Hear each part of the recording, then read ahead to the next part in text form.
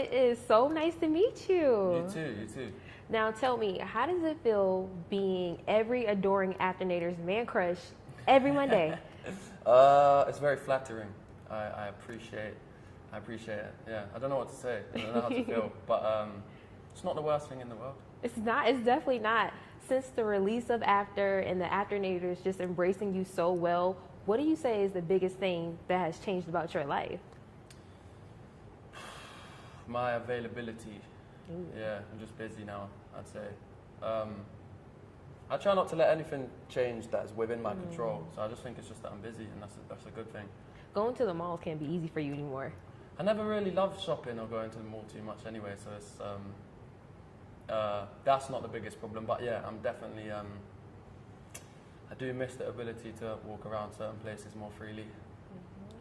Since you're reprising your role as Hardin Scott, how do you feel like this role is challenging you as an actor the second time around? In every way. It's you always want a challenging role, obviously, and the first one was in a good way, and this one is in a different way. There's just more emotional scenes, some comedies. It's just a more kind of well-rounded character. We obviously get to know him better, so there's more that we do with him that gets to test me as an actor. You said emotional. How do you tap into those emotional scenes? What are you thinking about? What's going through your head? Changes between each one. I know some people like to use external sources to get themselves sad or happy or whatever. I tend to try and do it through the character. I haven't yet resorted to like watching sad videos before I shoot, but I hear some people do that. For me, it's all just like put yourself in the character's shoes, and they'll be, if it makes sense for them to be sad, once you're in their shoes, you will be, kind of thing. So speaking of putting yourself in your character's shoes, Tessa and Hardin have a really roller coaster ride of a relationship. So what can you take from their relationship and apply it to your life? What lessons have you learned from playing it? I say definitely just be honest and open. It sounds obvious, but if you know there's something that someone you know in your life should know, then say it and don't wait till it's too late. Yeah, I think honesty is a good lesson to learn from their story. So true. So in the first film, you mentioned the lake scene was one of your favorites, or most interesting because of the snake scenario. Yeah. After reading the script, what scene were you just dying to shoot this time around? I have more scenes with conflict that I haven't done too much in terms of like fight scenes.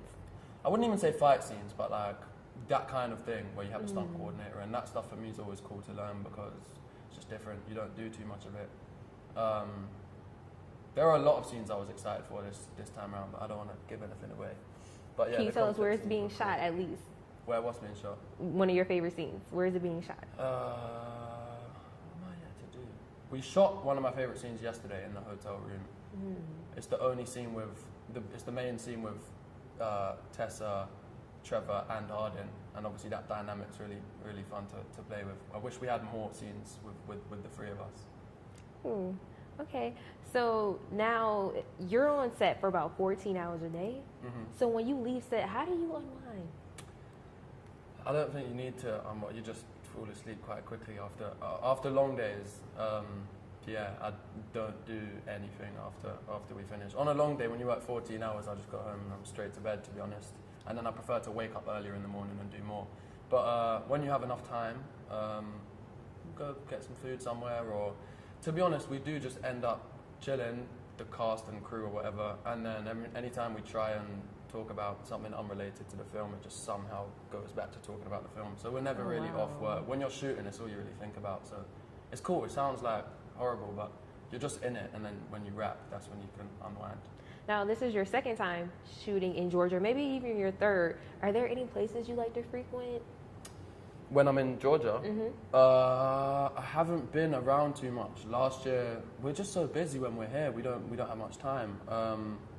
But Malcolm from Crafty always sorts us out with something to do. We did like an escape room one weekend last time, and he took me out a couple weeks ago. So yeah, there's little things to do, but no, I haven't figured out where my spots are yet. Okay, thank you. Thank you so much.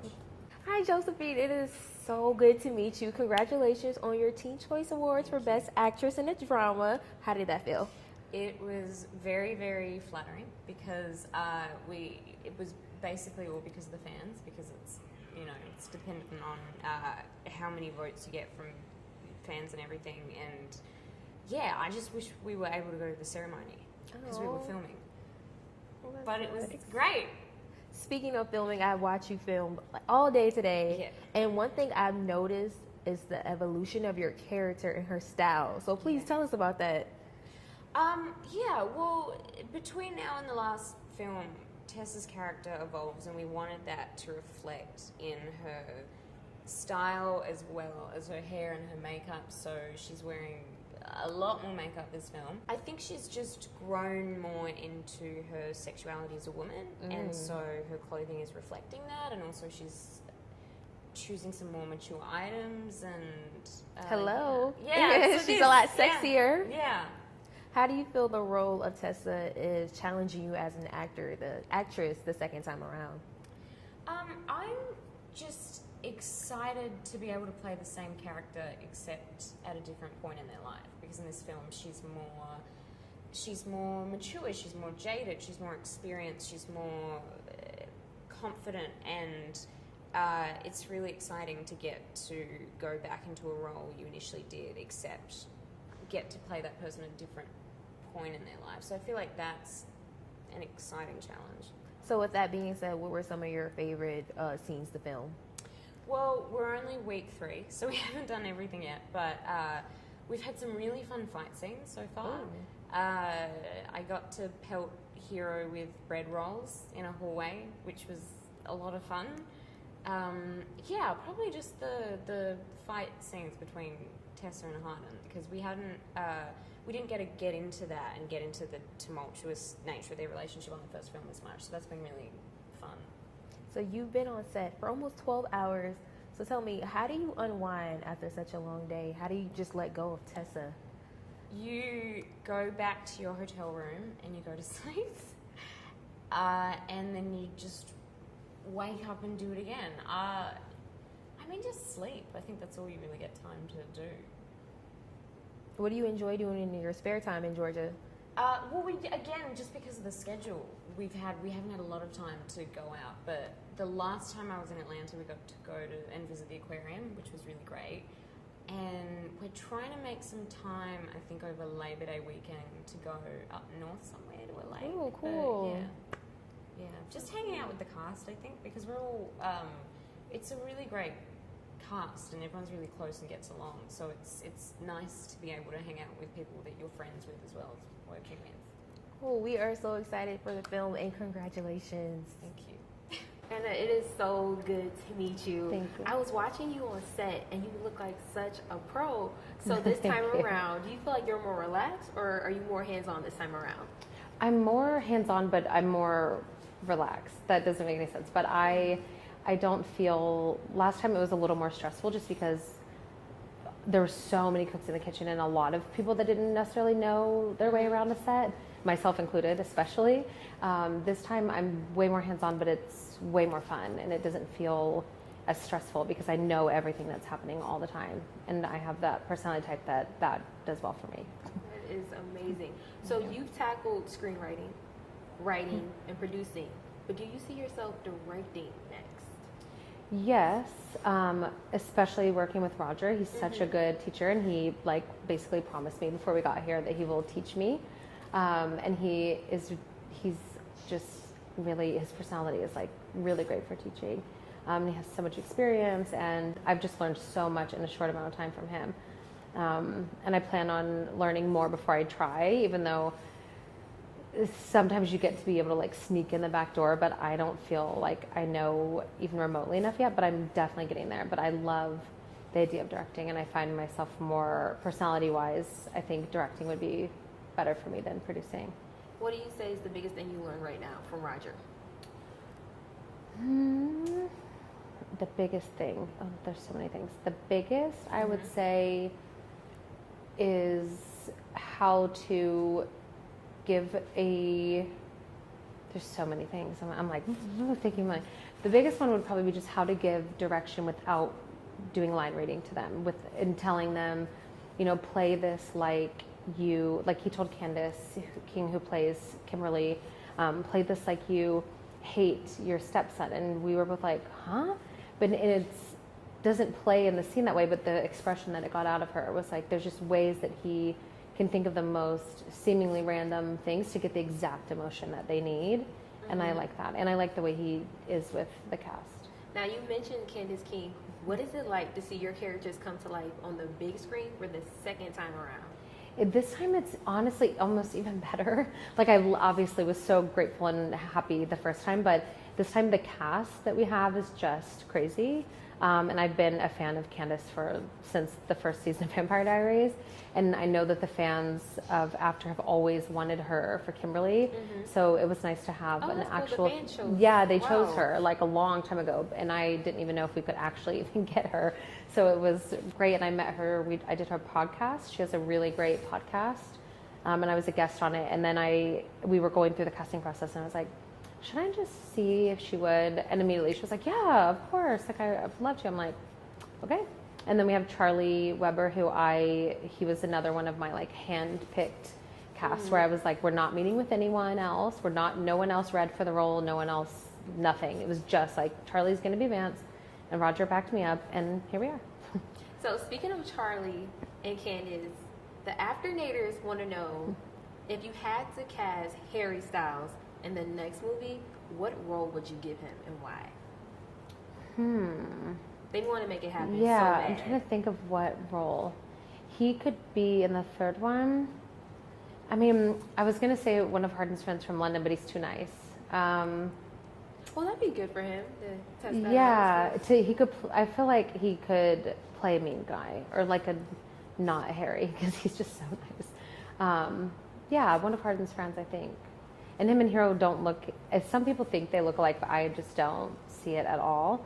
So I don't think it'd be too weird to have them hang out. So is it safe to say, is that something you're going to work on? Maybe, but I don't know if we can afford him. And I also am like, let's make an album. I want him to make an album, so I don't really want to. That is very true. I want that as well. Yes, so I'm waiting for the second album. So unless it interferes with the music, then I would love it. But I would rather have more music from him than him in the movie. True. Now, speaking of the Afternators, they played a big role in helping After win a Teen Choice Award. Yeah. What was your reaction to that? It took home 3. Yeah, it was weird because when it first came out, I was like, I can't believe we're even nominated. And then we all were kind of like, there's no way we're going to win, especially given our like domestic releases. We're like, there's no way. And then when literally the first day that the tweets were, or like the votes were on Twitter, I was like, I think we actually are going to win because there were just so many that it would be impossible to not. But it's still like a mind-blowing thing where we're like, 3 Teen Choice Awards? Like, 3. What? And for me, I grew up like watching Teen Choice Awards and voting and stuff. I'm like, I came a long way from voting for the Jonas Brothers to winning. Yeah. So what are you looking forward to next for After We Collided? What do you hope to happen? Well, I'm looking forward for the scenes that are coming up in the like close future. But overall, I'm just excited to have the fans see it because they love the first movie, and this one is just, I mean, it's just dialed up in the best way, and they're going to lose their minds. I'm excited. Thank you. Roger, it's been a pleasure watching you work today. Oh, thank you so much. Yes, you mentioned earlier, after 20 years, this is your first time doing a film like this. Yes, it's Cruel Intentions. Yeah, this type of tone. Yeah. What made you say, okay, I'm ready to pick up this project? I loved Anna Todd's writing. I love her books. So when I heard that they were, looking for a director for After We Collided, I was like, oh my God, I would kill for this opportunity, not thinking I'd get it. Really? Yeah, you never know, I met with them at lunch, Anna and Jennifer Gibcott, and I said, what tone are you looking for? And they're like, we want to do like Cruel Intentions. And I was like, I'm in. So it's safe to say you were a fan of the franchise before, I really? Was. Yeah. What I love about it is like, unlike Hunger Games or Twilight, it's just romance. There's no vampires, there's no sci-fi. And she just really managed to like continue this story about this young love affair. Now, by now, you probably read that script front and back.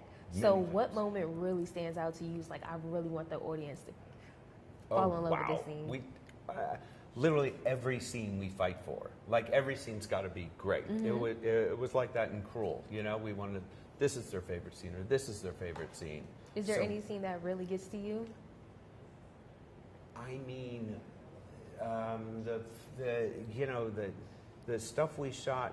Am I allowed to say this? Of Tessa going to Seattle, which is where we are right now, and it's just kind of it's about her awakening, her coming of age as a woman, her sexual awakening.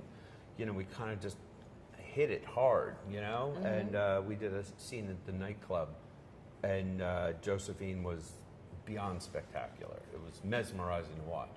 So speaking of Josephine, I was watching you direct her earlier, and you're so comforting. You're so nice in your directions. Thank you. So what's it like working with Josephine and Hero and Anna? They're the best. I mean, it makes my job easier because they, Anna and Jenny Gage, the first director, did such a great job casting these two leads. So you just jump in. You got to make. They all know each other. You're the new kid on the block. So what kind of conversations did you have with somebody like Josephine before the taping? We had a lot. We struck up a friendship on the internet because she was living in Perth, Australia, where she's from. And she knew all the books backwards and forwards. So I was like, I better do my homework before I talk to you. And then we just started literally we would text every day or FaceTime. And just because like I have to dive in here and play catch up. And they're both Hero and Josephine are incredibly smart actors and make really good choices. So you want to be there for them. I'm sure you read the reviews and critic reviews from the first movie. Are you all concerned about that going into the second movie? No, I never paid too much attention to that. I'm just like, well, we're kind of telling a different story here, and first movies are tricky because you have to establish and get to know the characters. We know the characters now, so it's easy to take them on an emotional roller coaster.